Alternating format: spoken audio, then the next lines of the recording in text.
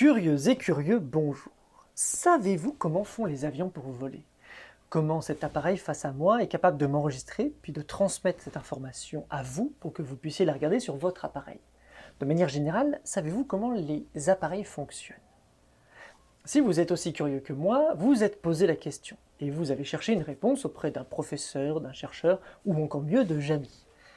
Et d'ailleurs, ce dernier vous a peut-être donné une raison scientifique, très bien expliquée, qui vous a permis de tout comprendre. Mais tout ceci n'est que le comment ça fonctionne. Savez-vous pourquoi ça fonctionne?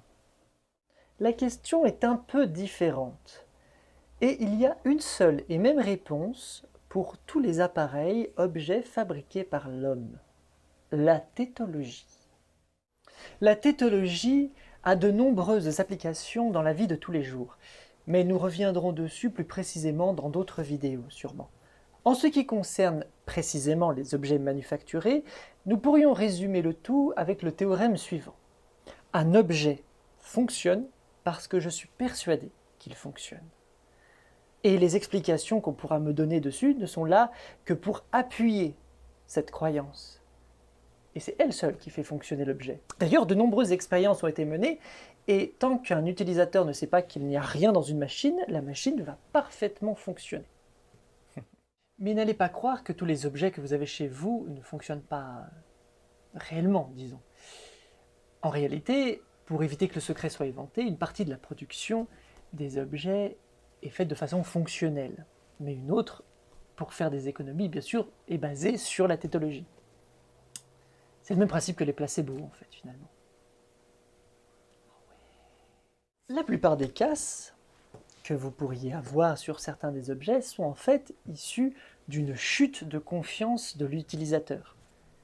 Et le principe des garanties a été créé exactement pour ça, pour qu'on se dise au bout de la garantie que l'objet va fatalement casser.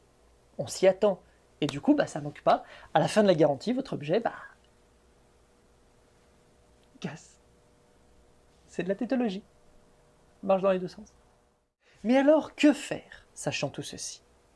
Notre petit conseil à la curieuse collection de Erdinstag, c'est de continuer à croire. Croyez en la tétologie, croyez dans les explications scientifiques, surtout celles de Jamy. Elles sont très très précieuses.